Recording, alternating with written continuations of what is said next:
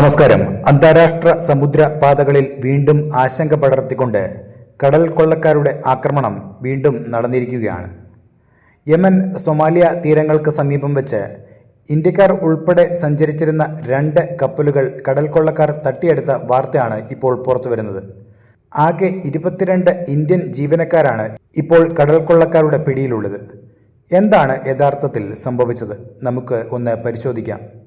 ആദ്യത്തെ സംഭവം നടന്നത് യമൻ തീരത്തു നിന്നും 30 നോട്ടിക്കൽ മൈൽ അകലെയുള്ള ഏഡൻ ഉൾക്കടലിലാണ്. എറിത്രിയയുടെ പതാകയേന്തിയ MT സീബു 1 എന്ന എണ്ണക്കപ്പലാണ് സായുധരായ കടൽക്കൊള്ളക്കാർ പിടിച്ചെടുത്തത്. ഓഗസ്റ്റ് 20-നായിരുന്നു ഈ സംഭവം. ഈ കപ്പലിലുള്ള 20 ജീവനക്കാരിൽ 16 പേരും ഇന്ത്യക്കാരാണ്. കപ്പലിനുള്ളിൽ നിലവിൽ 6 സായുധ കൊള്ളക്കാർ നിലയുറപ്പിച്ചിട്ടുണ്ടെന്നും കപ്പലിന്റെ നിയന്ത്രണം പൂർണ്ണമായും അവരുടെ കൈകളിലാണെന്നുമാണ് റിപ്പോർട്ടുകൾ പറയുന്നത്. രണ്ടാമത്തെ സംഭവം നടന്നത് സൊമാലിയയുടെ പുണ്ട്ലാൻഡ് തീരത്ത് വെച്ചാണ്. കാമറൂണിന്റെ പതാകയുള്ള ലുത്തൂഫ് എന്ന ചരക്ക് കപ്പലാണ് ഓഗസ്റ്റ് 17-ന് ഹൈജാക്ക് ചെയ്യപ്പെട്ടത്. ഈ കപ്പലിൽ ഉണ്ടായിരുന്ന 10 ജീവനക്കാരിൽ 6 പേർ ഇന്ത്യക്കാരാണ്.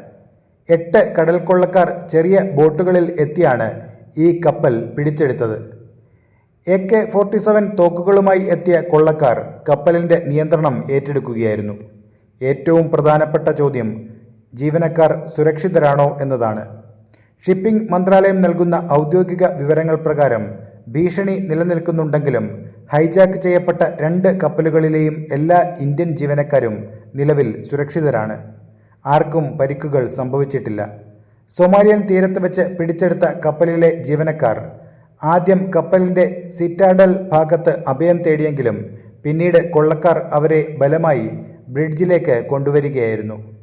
ഇന്ത്യൻ ഗവൺമെന്റും ഷിപ്പിംഗ് മന്ത്രാലയവും ഈ വിഷയം അതീവ ഗൗരവത്തോടെയാണ് കാണുന്നത്. അതാത് ഏജൻസികളോട് കപ്പലുകളെക്കുറിച്ചുള്ള പൂർണ്ണ വിവരങ്ങൾ സമർപ്പിക്കാൻ ആവശ്യപ്പെട്ടിട്ടുണ്ട്. ഈ നാവിക് എന്ന ഓൺലൈൻ സംവിധാനത്തിലൂടെ ഓരോ ഘട്ടവും നിരീക്ഷിച്ചു വരികയാണ്. കപ്പലുകളിലുള്ളവരെ സുരക്ഷിതമായി മോചിപ്പിക്കുന്നതിനായുള്ള നയതന്ത്രതല ചർച്ചകളും അടിയന്തര നടപടികളും പുരോഗമിക്കുകയാണ് എന്നാണ് ലഭിക്കുന്ന വിവരം. അന്താരാഷ്ട്ര സമുദ്രപാതകളിലെ സുരക്ഷാ നടപടികൾ വീണ്ടും ചർച്ചയാവുകയാണ്. കടൽ കൊള്ളക്കാരുടെ ഇത്തരം നീക്കങ്ങൾ ഇന്ത്യൻ ജീവനക്കാർക്ക് വലിയ ഭീഷണിയാണ് ഉയർത്തുന്നത്.